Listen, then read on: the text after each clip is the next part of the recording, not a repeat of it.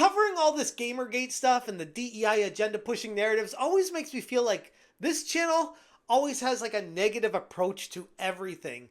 But I want to change that with this video, because what just transpired with Matthew Karch, the CEO of Saber Interactive, and his approach to gaming gives us some hope for the future. What's going on, guys? Welcome to another episode of Smash JT.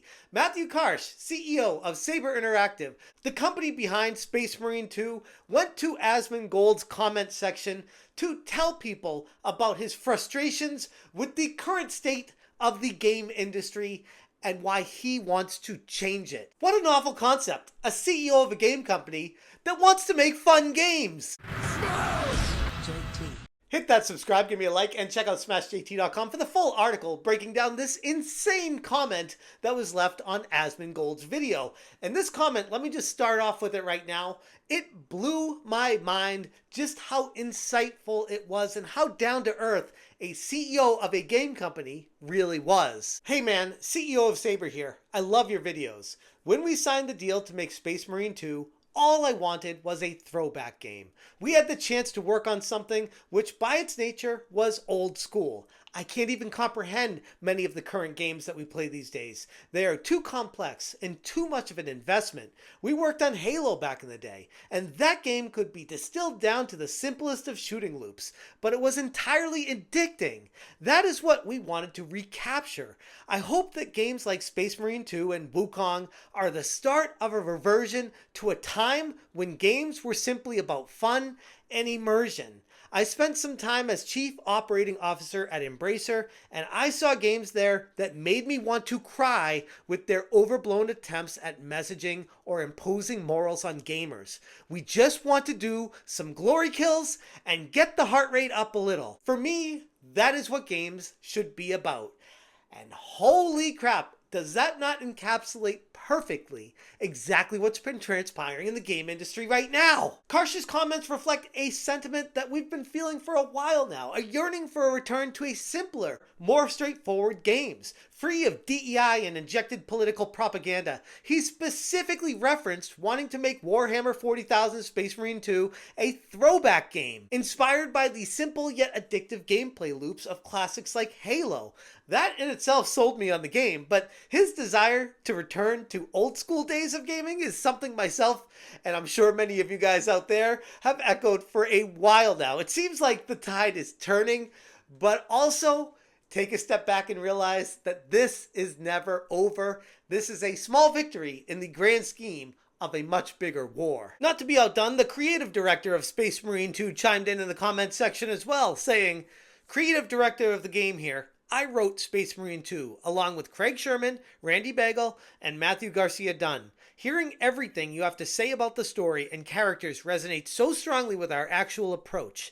It's great to hear you calling out the exact things that we intentionally focused on. It was 4.5 years of intense work and passion, and watching videos like this make it all worth it." And doing quick research on who wrote that, that's Oliver Hollis-Leek, the creative director at Saber Interactive. And with all of these employees coming together in a comment section on a YouTube video explaining how much this resonates with them and why their passion being shown through via YouTubers right now is almost like, in a weird way, touching upon the new age of marketing. This is something that I don't really think I've seen before, and I think it might work. And if it does, we might see a lot more interaction in comment sections, especially very large YouTube channels, where the actual creators of the games come down from their high horse to interact directly with the creators and saying thank you for resonating with the intent and goal of the game, getting out there and being just pure, uncut fun, where we can lose ourselves in excitement and action-packed gameplay. He said, "We just want to do some glory kills and get the heart rate up a little," driving home the point that at the core, games should be about exhilaration and enjoyment, not preaching and overcomplicating with political propaganda and message pushing. It's such a wild concept. I never thought I'd get to the day where I'm looking at the game industry and I can't even recognize it because it's been overrun by people that hate video games. It appears that Karch has successfully accomplished the vision here with Warhammer 40,000 Space Marine 2, a game that has been very warmly received by the community, despite its parent company, Games Workshop, having embraced more overblown approaches to messaging in the recent years. Space Marine 2 managed to somehow bypass the bigwigs and sidestep those pitfalls, and instead delivered a game that is straightforward, engaging, and most importantly, fun. I know.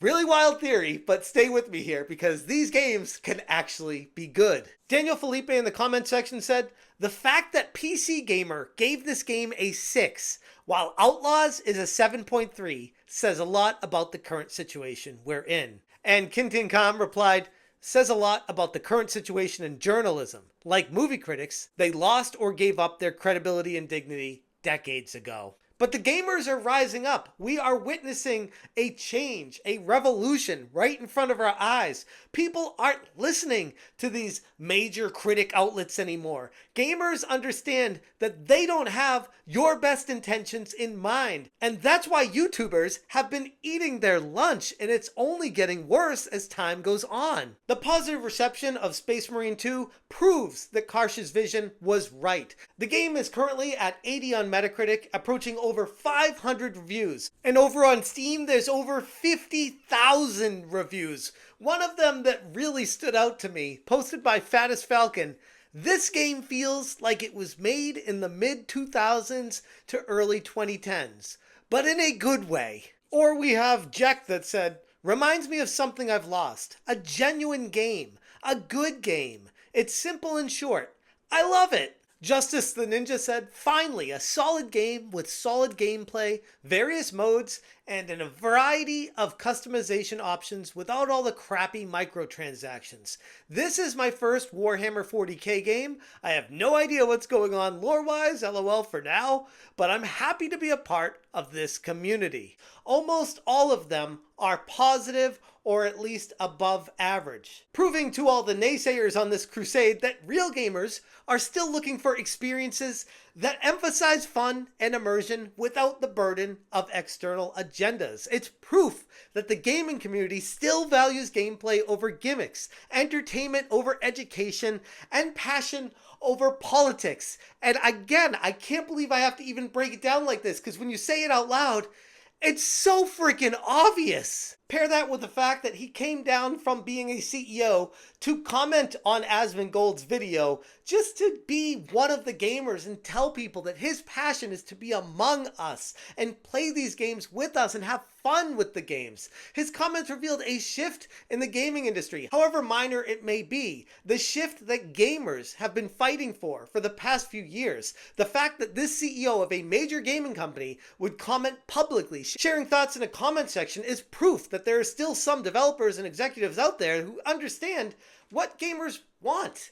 A return to simplistic and fun games. Not overly simplistic where they're boring, but straightforward action games that are just fun, free of the political narratives and messaging. As hopefully more developers take inspiration from this approach, we may yet very well see a new era in gaming embracing the core values of what gaming should and always had been about prior to, I'll say, about 2007, proving that the spirit of game making is far from dead if we could get a return to this type of approach. For gamers everywhere, Matthew Karch's words are a reminder that there's still hope in the future of gaming, a future that belongs to us. And I don't want to sound overly cheesy, but I'm just going to be positive for once because this is great. This is a big deal when a CEO of a game company making a major AAA title that's like, yeah, no, I'm done with that DEI BS. I'm done with the political propaganda messages and agenda pushing from all these activists. I don't care about that. I want to make a fun game. I want to make it for the gamers, not for these critics that want to know how much sparkle is in the game and how much pink it has and if it appeals to a certain demographic of people out there that might be marginalized. Just make a game fun and they will come. It's really that simple. But I feel like it's been overcomplicated with all these consultancy companies that are saying, hey, you need to hire us to make sure your game does not offend people. When gaming at its core has always been offensive. And you know what? That's okay. If you're offended, That's okay to be offended. That's how we learn and grow and be better. You can't just run away and be scared and cry about people all the time. You need to be offended and realize why you're offended and how maybe not everything is about you. Anyways, I'm going to leave it there. If you guys want more information, check out smashjt.com for the full article. If you appreciate what I'm doing, hit that join button. Thank you so much for watching. And as always, you stay smashing. It's so good.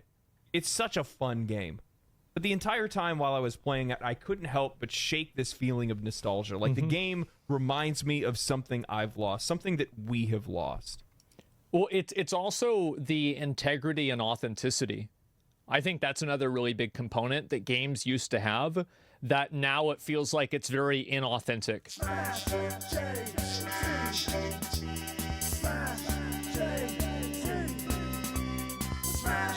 J.